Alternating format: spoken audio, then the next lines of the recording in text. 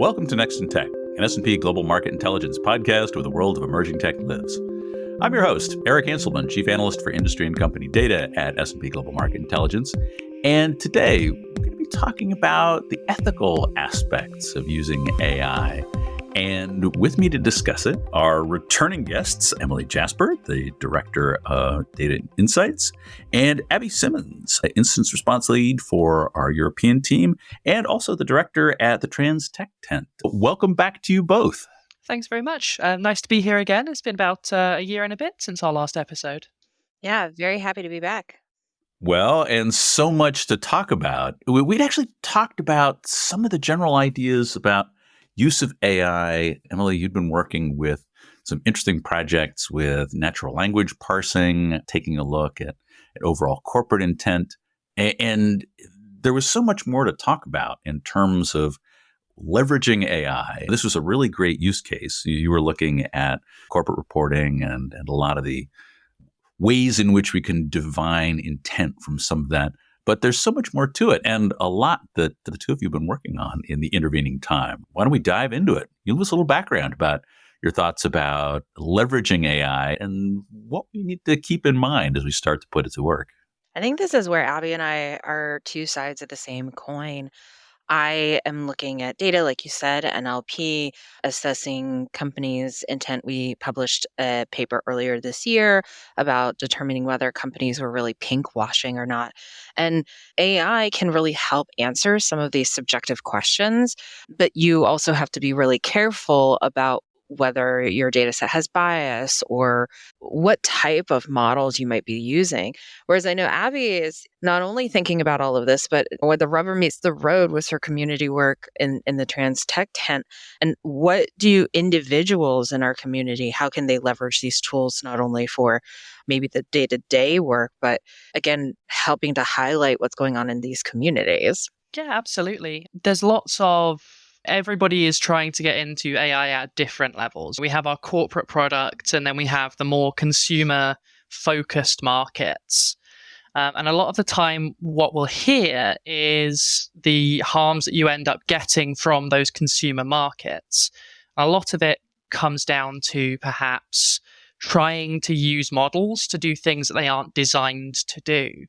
So that's where a lot of my research has been, and a lot of the kind of intersection is for us, is trying to find the correct way to use these tools and trying to get developers, particularly in the commercial space, to come out with products that take into account shortcomings that we typically see with things like dataset issues, the guardrails that are in place for different tooling, and that kind of area.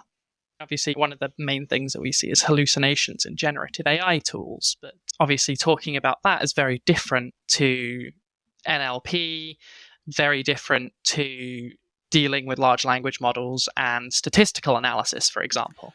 Well, I think this is one of those things that in this mad furor that is the rush to AI that we see today, and you look at our end user data, enterprises large and small are heading with wild enthusiasm, as our listeners have heard, with the level of not only executive imperatives, budget shifts. So many are charging forward and just grabbing random models, throwing data at it, and expecting that things will be wonderful and rosy, and the clouds will part, angels will sing, and they'll have wonderful results. Yeah, so it's one of those things where in the software industry, we've always said, move fast and break things, right?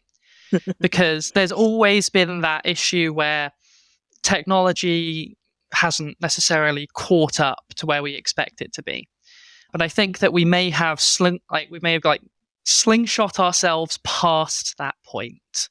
We've got to the point where we're breaking a few too many things in a few too many places, but it's casting a bad light on the tools that are providing value already. We've clustered artificial intelligence all into one big bubble. We're not discussing a difference between neural nets, large language models, how that relates, where deep learning and machine learning come into the picture. We just have a list, almost never-ending, of anecdotes about things that have gone wrong in the industry. But obviously, Emily, your work with NLP I think I've been talking about this to the AI ethics committee before we came on. It's actually been really interesting because was it you who was working on some of the call center data that we had? No, but I think what you bring up is important because the research for a specific paper was not necessarily completed any faster than if we didn't have NLP. What I think is really important and a little bit of what gets short-sighted is the tools might be there and they might create some operational effectiveness or some efficiencies. But the reality is if you're going to use something to answer a question or to change a process, you should give it the same diligence as any project, any research paper. Ask the right questions, resource it appropriately, identify what you expect as the outcomes, assess the costs and the results of those, the same way we would with any type of initiative. And I think that's one of the pieces that in that move fast and break things is you lose all that. So then when you're at the other side of it, how do you know what truly really worked and what was beneficial to the larger company versus just like a lot of noise and a lot of activity? But it was AI, and that was the good thing, right?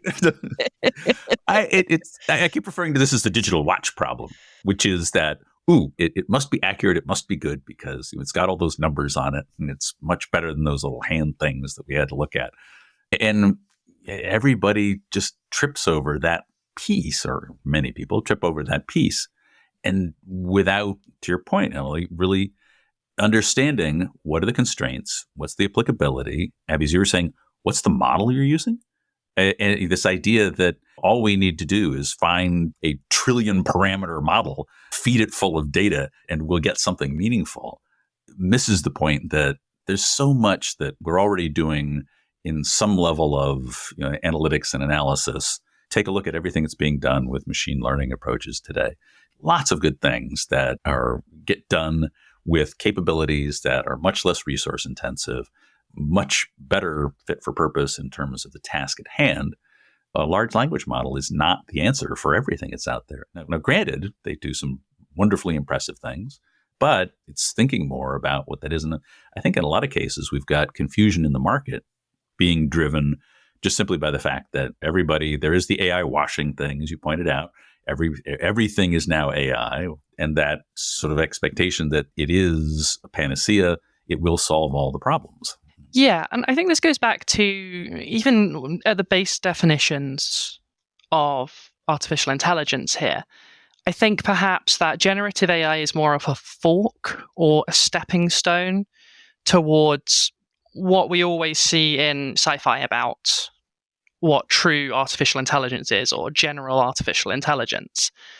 We still aren't at a point where any of our models can reason, which means that we can't establish causality, and that causes a lot of problems in the way that some people are choosing to implement it. Like asking, obviously, common chat models out there, asking those chat models what are facts relating to an issue. It doesn't matter what the issue is in the vast majority of cases. I think on average, most models are wrong about 40% of the time. And then models that have tried specifically to solve these issues break that down to about 17%, I think Stanford research found. So these kinds of hallucinations are happening because the models were never trained to do it. And they're being sold to do those things, despite the fact that we know there's no possible way that they could be perfect for the role that they're given.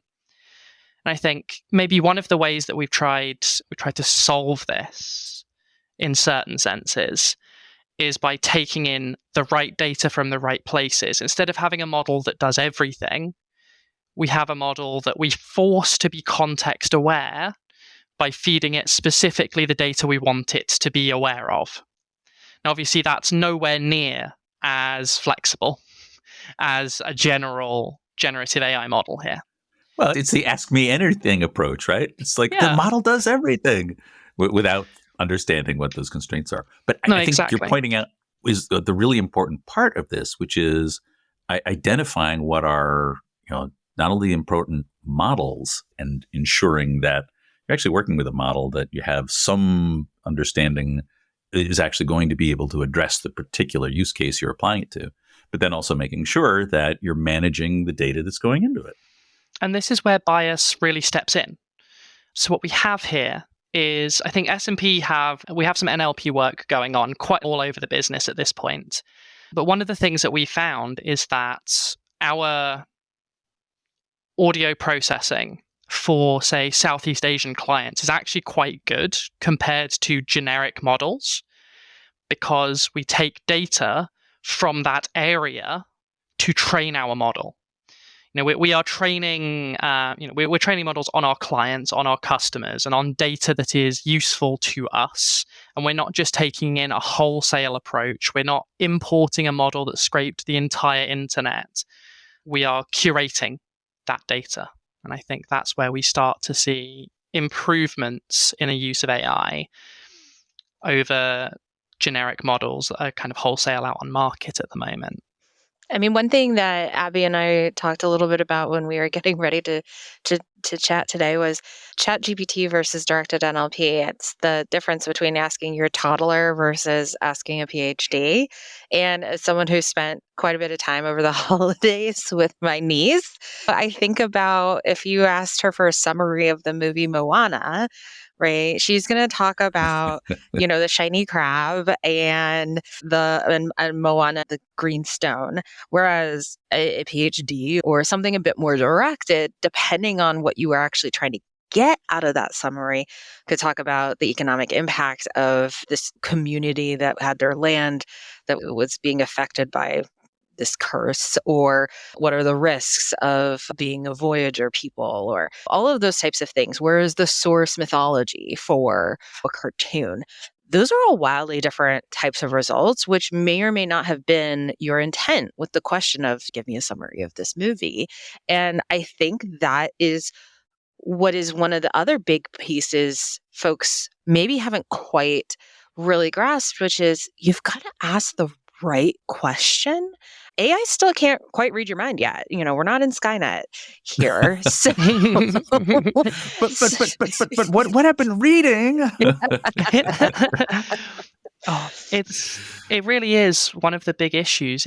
I think they call it prompt engineering now, where to get a result out of a general system, you start putting different phrases in place, explain like I'm 5, things like that. Sometimes it goes a little bit wrong, because you'll see that, particularly if you look at the queer community right now, if you went into Midjourney, for example, if you asked it to make a picture of gay men or a picture of lesbians, what you would see is a lot of effeminate twinks, and you would see a lot of butch lesbians, because that's how the model has ingested data. And most commonly, those particular depictions or those stereotypes are baked into the product. They are the most visible things that are put forward as representative of gay and lesbian communities. You'll also notice that they're all white and they're all very physically attractive, which, the physically attractive thing I can say from experience is representative of the community, but the rest, not so much.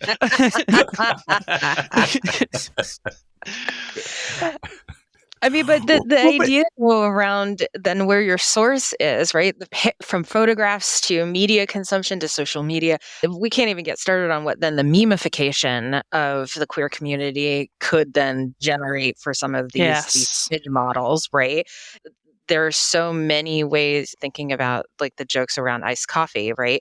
That would be something that shows up everywhere. And if you were going to create a menu for hosting people at an event and all you offered was iced coffee because the AI generated menu maker told you so, well, I like tea, so that wouldn't help. But you also think about this from like a text perspective. This is one of the things we found out with the NLP researchers is that comments made by companies have been through lawyers, communications teams, maybe even a PR firm, maybe even a compliance group, right? So you might have what was originally a statement about increasing LGBTQ recruiting and hiring practices generalized to we want to broaden our recruiting practices. Well, those are two totally different statements. And one was very specific. Well, maybe not as specific as we would like, but specific enough about a certain community that the company might have been engaging with for their hiring versus just a broader, like, of course, everybody wants to improve their hiring practices. Like, that's a nothing burger. And that's part of the issue too, is that in some cases, the language you might use or the text you might use has already been through 15 reviews and may not be specific enough depending on your question. And you have to take that into account. It brings in the fact that in terms of the industry as a whole here, we're very good at rolling out generalized products that work well for most people. It's the 80-20 rule, right? Or bringing out minimum viable products. There's a lot of theories around delivering things to market that are good enough. But then when you have that, you're putting extra features on the wayside for a future roadmap that may or may not get completed. So when we deliver these products, like when we see ChatGPT come out with new models, when we see Midjourney deliver new dataset, update its dataset so that it can produce better images, what we find is that while it will excel at doing the median task, it usually leaves disadvantaged groups on the wayside. And we're, as an industry, very tolerant of that when it comes to software engineering. We just accept the fact that these minority groups and these things will be on the wayside because they're not the primary target of the product we're releasing. That's not where the money comes from. That's not who the most of the users are. But it still leaves people out, and it becomes a kind of self-fulfilling prophecy. We, as minority communities, we won't engage with a product because it won't reflect us, which means that there's no data out there for product teams to then go and say, hey, we should integrate more of this into our system. And I think we need to be aware of that, and that's how we get things to a better place. Getting these minority communities, bringing them into a conversation, and letting them have refusal on things, letting them have control over certain elements of a process to ensure it gets done right. Well, and ensuring that, as we've talked previously, that you are casting a wide enough net in terms of what that data is you're using and you're leveraging, so that, again, you should be looking towards what is that much broader and expanded community so that you don't get into that self-reinforcing loop of this is what fits that narrow middle of the road part of the population. There's a report that came out called Forbidden Colors. It looks at artificial intelligence biases in different communities, basically minority communities of every stretch. And what you find is things like when we take an approach that brings as much data as possible in without that extra guardrail of experts in the field, community members, community knowledge, what you'll find is that you have controversial issues where you take both sides in and you give them equal weighting. So you can find, for example, for medical issues, it's a big problem for the queer community. If you look at medical information, you'll find data sets that are in part influenced by 50s and 60s data, which, for those who remember, even being gay at that time was illegal. So it's all pathology, and that feeds into that data set. And we need to be able to filter, label, and give weight to things that need it, and to reduce the weight of less rigorous sources, perhaps. Again, people may not want to do a little extra work, but that's, I think, what goes hand in hand here is that reference data or attribute level data that can give a little bit more rigor. I think about housing availability, and here in Virginia, where I'm based, there is a long history of redlining in communities, and being able to actually go back and look at records of the properties and the buyers and the liens and who the brokers were and everything, like that's thousands of records that maybe an average person may have no access to. So if you're a nonprofit that's looking to drive more equitable housing resources, you may not have access to that level of data in order to make your point and be able to create a compelling narrative for the type of work that you're doing in your community. So thinking about AI can make certain elements accessible to everyone, but some of this rigor, there's still going to be a bit of a barrier. And I think that is one thing about being maybe a more AI responsible organization. If you are able to support some of these groups who might be asking these questions with that reference data, with the attributes that allow for a little bit of a cleaner finding. It may not be perfect, but it adds that maybe more of that expertise back to the model or the question than may have been there to begin with. I think that is going to be the journey we are going to be on in more of an ethical AI approach. We've got to make some of this accessible to those communities as well. Well, we've already seen that there are market opportunities and market demand for tools to be able to help organizations understand what those data sets really look like, to help manage them. They look at the Scale AIs, what's happening with InstructLab, a lot of these tools that are starting to get organizations to a point at which they understand what the character is of the data, take a look at provenance and sourcing, understand what the scope is in terms of what they're drawing from, so that they've got a better understanding of what they're actually feeding into these models. So there's at least interest. We're still relatively early days, but I think that I see as a hopeful sign that there is actually at least some focus in terms of starting to expand that view. Absolutely. The increase of kind of the accountability for these products or the explainability of these products is super useful in determining whether or not we can use data sets, whether or not we're going to rely on a generative model to be able to tell us something with either 60% accuracy or perhaps 90% accuracy. And understanding the difference between what we're likely to receive is going to make a huge difference to how we use those products. In terms of cybersecurity, I like to see biases or poor data as a data poisoning issue, mostly because it means that people are more likely to jump onto it and take it more seriously for what it is. If you have poor data, then people will just say, "Oh, get better data." But if you have a data poisoning issue, if lots of things are regularly getting incorrect results, if you find that there's a flaw in the logic, then people will start looking and reassessing what's going on and being better data custodians. Less a problem of getting necessarily like more data, because we're very quickly running out of more data, and much more about tuning our products so that they're more efficient at what they are supposed to be doing, getting those data sets labeled correctly and weighted correctly by experts where we can. I think this was originally what IBM did a long time ago with their original kind of generative AI models. They had experts that were going in and labeling data, but that wasn't moving fast enough. I think we need a synthesis between those 2 points where we start taking custodianship of our data properly again. And I think that's what we're starting to see in the industry, particularly with the products that I've been talking about internally so far. So it's a promising look forward for the next step in generative AI. So there are glimmers of sunshine out there that we should be looking at.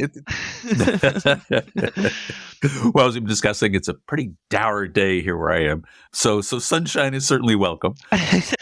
What do you see as some of the positives? I guess some of the hopes that we can look towards in terms of leveraging. I guess we've talked a little bit about that growing awareness and understanding that there really has to be a better set of capabilities, understanding the flaws in the data that we're working with. What other aspects do you see as maybe some of the potential upsides that we can head towards? I would also say organizations who are nonprofits who are working on some of these really hard to answer questions, supporting local communities or underserved populations, many technology firms may have matching grants or skills-based activities that you could avail yourself of as part of foundation work, and asking questions around AI applied to your mission or the activities you want to do in the community might be a way to maybe leapfrog a little bit where you may not have resources internally, but an organization such as an S&P, an IBM, Google, et cetera,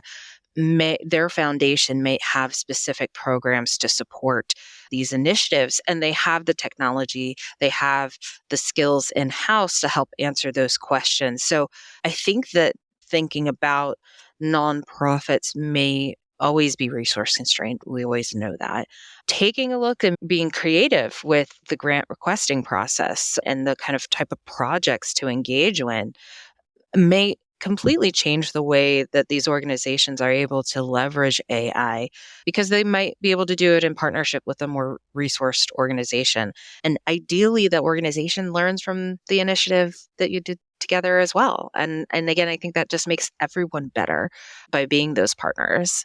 And the potential to expand the breadth of information that's being pulled into these conversations, to be able to expand access, opens those doors to even greater visibility. Absolutely. So there's a book called Queer Data. I think a lot of people in the community have read through it by this point, but it's by Kevin Guillen. It's called Using Gender, Sex, and Sexuality Data for Action. And it talks about this exact idea of having issues with getting good data about the community, having issues getting access to this data. And that's something that larger organizations will typically have ingested in models. And making that accessible for statistical analysis is actually quite huge if that's some kind of partnership that nonprofits can make with larger organizations, or with single points of truth, single points of data that are being made available to them. Well, and creating these new data sources that now, once they're available to the community, hopefully open the door to further and greater efforts. Fingers crossed. No, absolutely. I think, Emily, when you were talking about things like writing for grants, one of the problems that we've always had in the community for a lot of groups that we've talked to now is the fact that there is so little data, and a lot of the data captured about queer groups in particular has quite a low quality to it. Definitions are changing constantly. Different researchers will use different data to do that. Being able to cut through some of that information, some of the density, is really helpful by giving access to models that are able to do analysis of this. For example, being able to split the difference between how two people are describing a trans person, or what transition is in a medical setting, because even that is very different.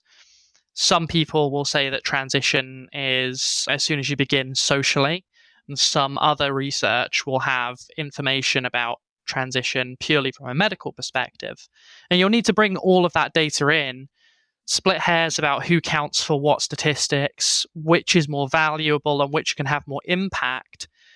And having a giant model that can give that information to you reliably is actually quite a godsend for some people working in the industry. It means that you don't have to have a dedicated postdoctorate researcher working 24/7 to try and decipher some of these issues, provided that data has already been curated in such a way that your model understands these nuances and can explain those nuances to you. It opens the door to a whole range of new efforts, and again, getting us beyond the need to have that deep specialized knowledge in order simply to access a lot of that data. Again, hopefully opening even further doors. Hopefully so. Obviously, there's always the risk when you have specialist knowledge of a subject. If you begin automating it, I think this has been researched quite a few times now. What you have is people who move from a specialist subject into being experts on top of an automated data set slowly, because they're no longer dealing with those otherwise menial tasks, or those tasks have been automated. New developments or new patterns that emerge actually do sometimes escape researchers. So it's still pretty important when we're talking about this data not to completely rely on it where it's not necessary. We still need these data experts, and we still need them involved in the process and training, and sometimes doing the boring grunt work, because that's where we have a better operational understanding that we can feed back into the system. Obviously, there's all the talk now that we've run out of internet to scrape for data, that we're now scraping AI model output to put into data sets. We're seeing it comes Breathing back again our own to this. exhaust. What could go wrong? Exactly. We're seeing this. We're seeing this over and over again. People have started raising it as an issue, and it's all about data quality. It's that challenge of reversion to the mean, just simply because you continue to cycle through this. Exactly. So it's very important that we don't treat these models as replacements on a societal level, which is always very difficult to do, because what effect does an individual or a small charity have on broader society, while still giving those smaller groups the ability to make up for their shortcomings organizationally. And being able to cover enough of those pieces in a way in which you're at least widely pulling in wide enough sources and continuing to expand what that purview is in terms of what you're looking at. And again, not reverting back to the mean of just simply cycling through all the stuff you've already got. Exactly. That we need people out there in the world who are still trained and still useful at every task an artificial intelligence does broadly. There are some very menial tasks that are slowly being phased out and can be replaced, but I think it's very clear that there's no replacement for humans yet. Well, it's just identifying sources, just simply being able to understand what is out there in the world. That still is not yet something that is at least something that's a primary value of the tool sets that we've got today. You still need to ensure that you've got fresh input, you've got broad and widely enough scanned capabilities to be able to look out and see what is that broader world and not just the middle of the road. Exactly. Until we have causational reasoning from artificial intelligence, there will never be a lack of demand for good quality data that can feed into the system. I mean, even then, there will still always be that demand, but especially at the current point in time, we are not producing as an industry products that are capable of fully replacing a human, or capable of large-scale changes in how we work and how we write all of our reports and how we send out in terms of our groups, in terms of how we put forward grant requests, how we talk to potential funding bodies and things like that. This all still needs to be very human controlled at this stage. And I think perhaps some false advertising around AI will do everything for you because it's a magic box has really damaged some of the reputation around the uses that we can have for these tools. No, we once again need to apply a little reality, at least until Skynet becomes sentient. Yeah, we're still a few years off, though. Well, this has been great, and I think hopefully a call to action to continue to move forward for our broader communities and those in the core AI world to continue to keep things sufficiently open and actively pursuing more and wider and better data to be able to, again, reflect what is the real world, not just that central bit. But this has been great. We are unfortunately at time. I think there's so many other things we could be talking about to extend this conversation. We'll just have to hit a rain check for a follow-on conversation. Great to have you both back on. Thank you very much. Yeah, thank you so much. Looking forward to the next time. Very definitely. But that is it for this episode of Next in Tech. Thanks to our audience for staying with us. And thanks to our production team, including Sophie Carr, Ferran Miadeoshin, and Kira Smith on the marketing and events teams, and our agency partner, the 199. I hope you'll join us for our next episode, where we're going to be looking at a little more AI, but some AI content pieces, and some of the media perspectives about where this fits. We also are going to be taking a break over the holidays, but we'll be right back in as we start rolling up towards the new year. I hope you'll join us then, because there is always something next in tech.